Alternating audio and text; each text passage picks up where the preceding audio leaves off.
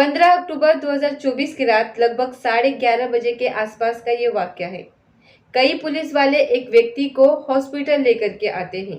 वो व्यक्ति जोर जोर से रो रहा था और चीख रहा था और चिल्ला रहा था और वो बार बार कह रहा था कि साहब मेरा इलाज करा दो। जैसे ही इसको हॉस्पिटल लाया जाता है, वहाँ आसपास जो मरीज बैठे हुए होते हैं, उनके तीमारदार जो बैठे होते हैं, उन तीमारदार में से एक महिला पुलिस वालों से पूछ बैठती है कि भैया इस आदमी को हुआ क्या है। दरअसल उसके घुटने के नीचे गंभीर चोट लगी हुई थी और वो उसी दर्द की वजह से चीख रहा था, चिल्ला रहा था। पुलिस वालों ने एक घटनाक्रम सुनाया, एक कहानी सुनाई और जैसे ही घटनाक्रम उस महिला ने सुना, उस महिला को बहुत तेजी के साथ गुस्सा आने लगता है। वो पुलिस वालों से कहती है कि क्या तुम्हारा निशाना सिर्फ घुटनों पर लगता है? दरअसल इसको घुटने के नीचे नहीं, बल्कि इसको गोली किसी और जगह लगनी चाहिए थी। और जब लोगों ने इस गोली के बारे में सुना और लोगों को बताया इस गोली के बारे में कि गोली इसलिए इसकी जगह पर लगी है, तो शायद किसी भी इंसान के अंदर सिरन पैदा हो जाती है। कोई भी ऐसा अपराध करने से पहले हजारों बार सोचा करता है। दरअसल आज की कहानी को सुनने के बाद आप लोग भी सोचने पर मजबूर हो जाएंगे कि कोई इंसान मदद के नाम पर इस तरीके से कैसे घटना को अंजाम दे सकता है। नमस्कार, स्वागत है आपका हमारे चैनल पर। आज की जो सच्ची घटना मैं आपको सुनाने जा रही हूँ, ये सच्ची घटना है उत्तर प्रदेश का एक जिला लगता है प्रयागराज। दरअसल प्रयागराज का ही एक थाना लगता है सोरा और थाना क्षेत्र का ही एक गांव है। यहाँ पर कक्षा 2 में पढ़ने वाली एक बच्ची होती है जो 2 अक्टूबर 2024 की शाम लगभग 6:30 बजे के आसपास उसकी माँ अपने बेटी से कहती है कि बेटी ये जो दवाई है, दरअसल आधा इंजेक्शन बचा हुआ था, इस दवाई को तुम फ्रिज में रखवा करके आओ। दरअसल शिवगढ़ एक चौराहा है, वहाँ पर एक मेडिकल स्टोर है। उस बच्ची को वो आधा इंजेक्शन को लेकर के उस शिवगढ़ चौराहे पर जाना होता है।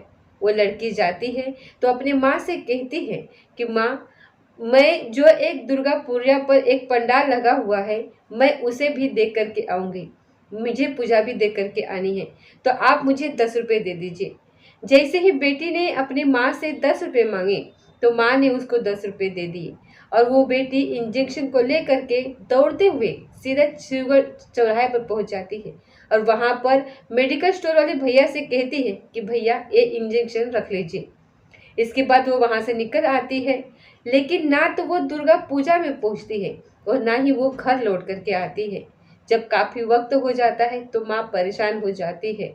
उस लड़की के जो पिता होते हैं, उनको कई महीने पहले एक चोट लगी हुई थी और जैसे ही चोट लगती है, उन्हें डॉक्टर ने कहा था कि लंबे समय तक आपको आराम करना होगा और प्रतिदिन एक इंजेक्शन लगना है, क्योंकि रीढ़ की हड्डी में चोट आई थी। अब एक इंजेक्शन होता है, उसको 2 बार में लगना होता है, आधा इंजेक्शन एक बार और आधा इंजेक्शन बाद में, क्योंकि रखने की जगह नहीं थी। इसलिए वो पास में ही एक शिवगढ़ चौक है, वहाँ पर एक मेडिकल स्टोर है। वह इंजेक्शन जो बचा हुआ होता है, वह इंजेक्शन वहाँ पर रखा हुआ जाता है। वो बेटी वो इंजेक्शन रखने के लिए गई थी, लेकिन वापस लौट करके नहीं आती है। परिवार के लोगों को चिंता बढ़ने लगती है। माँ आसपास के घरों में पूछने लगती है। 5 बच्चों में ये दूसरे नंबर की बेटी होती है, जिसकी उम्र लगभग 8 या 9 साल के आसपास होती है। माँ का रो रो कर बुरा हाल हो जाता है, पिता भी परेशान हो जाते हैं, छोटे भाई बहन होते हैं, वो भी बहुत ज़्यादा दुखी हो जाते हैं। दरअसल इसके बाद जो आसपास के घरों में जब पूछा जाता है कि हमारी बेटी इस तरीके से घर से बाहर निकली है लेकिन लौट करके वापस नहीं आई है, जब पूरी रात इस तरीके से माँ ढूंढती रहती है, आसपास के लोगों को भी चिंता होने लगती है। आसपास के लोगों ने भी उसके माँ के साथ उसके बेटी को ढूंढने में लगातार कोशिश कर रहे थे, लेकिन मिल ही नहीं पाती। उसके बाद अगला दिन निकल आता है, यानी कि 3 अक्टूबर 2024 को घर से लगभग 200 किलोमीटर की दूरी पर एक खेत होता है, वहाँ पर एक लाश मिलती है। उसी बच्ची की लाश होती है वो। और जैसे ही आसपास के गांव के लोगों ने ये घटना की जानकारी दी कि तुम्हारी बेटी की लाश उस जंगल में और खेतों में पड़ी हुई है, तो माँ का रो रो कर बुरा हाल हो जाता है। जैसे ही सूचना पुलिस को मिलती है, पुलिस मौके पर आती है तो उस लड़की के तन पर कोई भी कपड़ा नहीं था, यानी कि किसी ने उसके साथ पहले बलात्कार किया था और बलात्कार करने के बाद उसकी फिर वहां पर हत्या कर दी गई थी।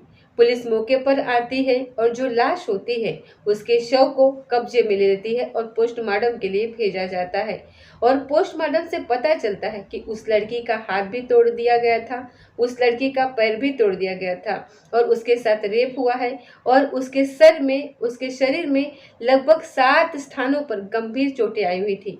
आखिरकार इस पूरे घटनाक्रम को किसने अंजाम दिया है? अब इस सवाल का जवाब न केवल पुलिस जानना चाहती थी, बल्कि आसपास के जो गांव के लोग होते हैं वो भी इन सवालों के जवाब जानना चाहते थे। और पुलिस इस मामले की जांच पड़ताल में जुट जाती है। फॉरेंसिक टीम, डॉग स्क्वाड जब मौके पर आते हैं और मौके पर आने के बाद अब एक एक छोटी से छोटी, बारीक से बारीक चीज को तलाश करने की कोशिश की जा रही थी। और जैसे जैसे खबर आसपास के गांवों में फैलती है तो आसपास के गांव के लोग भी इस घटना स्थल पर आ जाते हैं, ये देखने के लिए आखिरकार 8 साल के बच्चे के साथ इतनी बड़ी दरिंदगी आखिरकार किसने करी है। जब डॉग स्क्वाड वहां पर आते हैं तो डॉग स्क्वाड ने जब आसपास में देखा तो कुछ ही दूरी पर एक डंडा पड़ा हुआ है, कुछ ही दूरी पर चप्पल पड़ा हुआ है। उस लड़की के जो कपड़े थे वो भी कुछ फासले पर पड़े हुए थे। इसके बाद उस कुत्ते ने सूंघा और सूंघने के बाद वो सीधा गांव की तरफ जाता है। गांव में एक पंचायत भवन होता है। पंचायत भवन में सीसीटीवी कैमरे लगे हुए थे। पुलिस वालों को लगता है कि शायद यहाँ से रास्ता खुल गया है। पुलिस वाले इस कुत्ते के पीछे पीछे दौड़ रहे थे।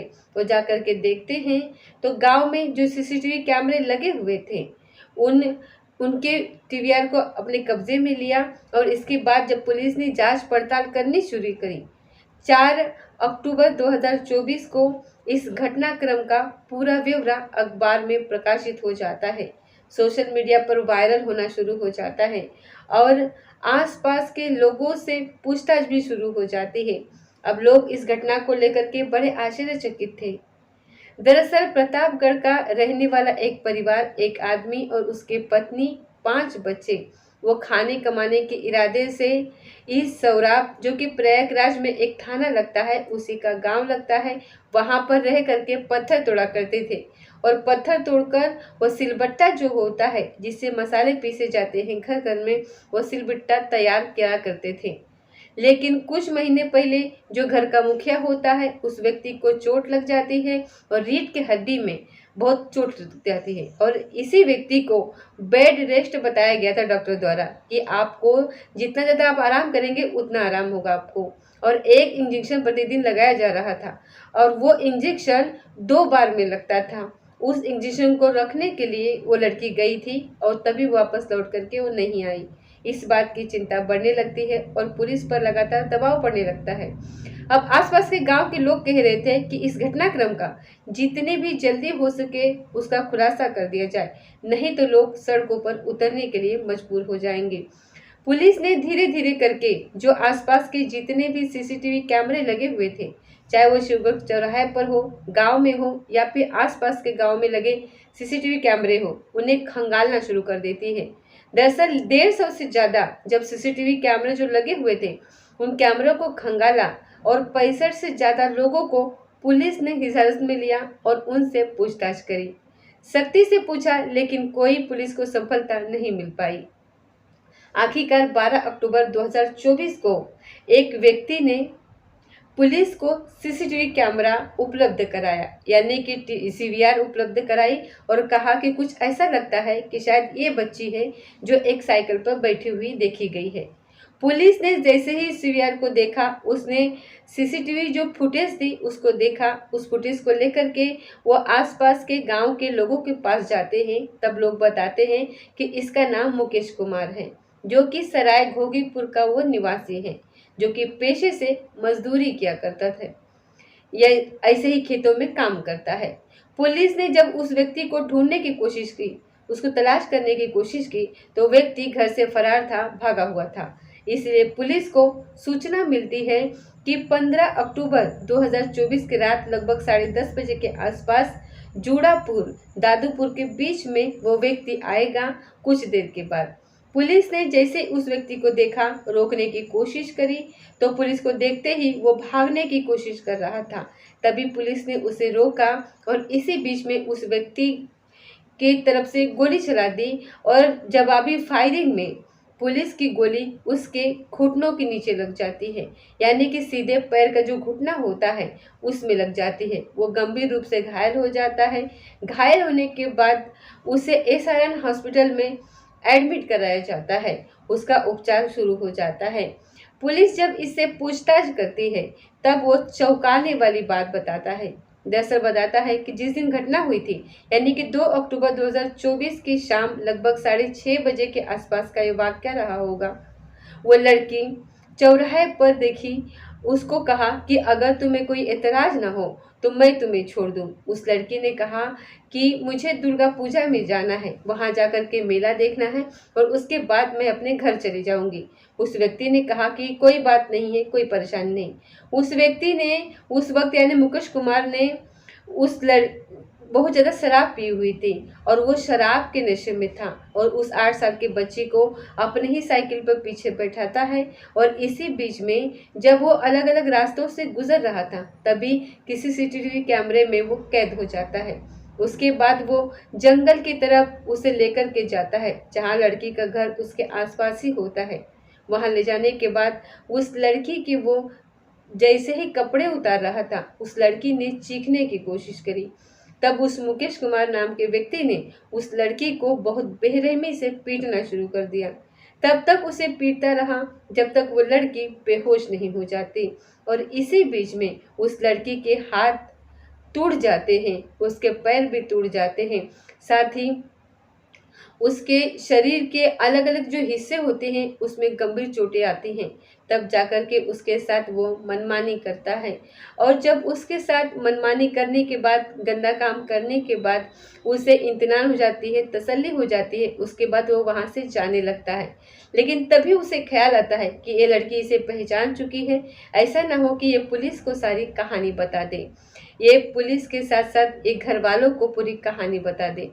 तब व्यक्ति ने एक उस डंडा वहां से पास से उठाया और वो डंडा उस लड़की के सर में बहुत तेजी के साथ मारता है और जैसे ही डंडा उस लड़की को लगता है उस लड़की की मौके पर मौत हो जाती है। दरअसल जहां पर वो लड़की पड़ी हुई थी वहां पर खून के धब्बे भी पड़े हुए थे। पुलिस ने जब इस घटनाक्रम का खुलासा किया तो लोगों को यकीन नहीं हो रहा था कि जिस व्यक्ति ने उस लड़की को सहारा दिया उस व्यक्ति ने ही उसके साथ ऐसा गंदा और घिनौना कृत्य किया। ना केवल उसे तड़पाया, उसे बहुत बुरी तरीके से मारा, पीटा और तब तक उसे यातनाएं देता रहा जब तक कि वो बेहोश नहीं हो जाती है। हालांकि पुलिस ने जब मुठभेड़ होती है तो मुठभेड़ के दौरान उसको गोली लग जाती है। जितनी सजा उसको मिली थी शायद उतनी सजा का वो हकदार नहीं था, उससे कहीं ज्यादा सजा का वो असली हकदार है।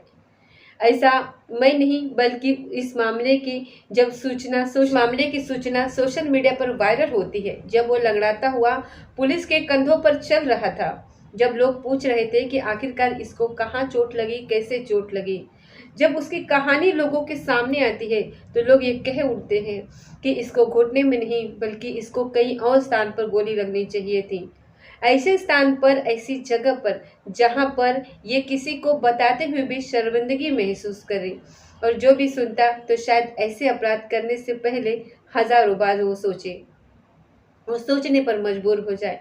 दोस्तों, इस घटनाक्रम को सुनाने का उद्देश्य किसी को परेशान करना नहीं है, किसी का दिल दुखाना नहीं है, बल्कि आपको जागरूक करना है, आपको सचेत करना है और साथ ही आपको बताना है कि जैसे ही शाम हो जाए खासकर अपने बच्चों को इस तरीके से अकेला बिल्कुल नहीं भेजना चाहिए, क्योंकि जो वक्त और जो हालात अभी चल रहे हैं वो हालात ऐसे नहीं हैं कि किसी भी बालक को इस तरीके से भेजा जाए बाहर।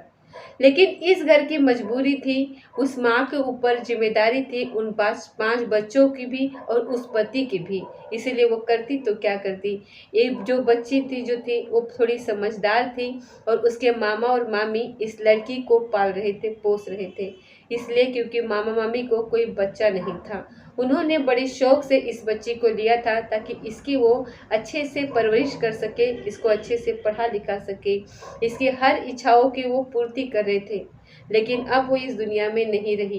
काश उस दिन उसके माँ ने उसे ना जाने दिया होता तो शायद इस तरीके की घटना उसके साथ होती ही नहीं। तो ये थी दोस्तों आज की सच्ची घटना। मिलते हैं अगले किसी सच्ची घटना के साथ, तब तक जय हिंद जय भारत।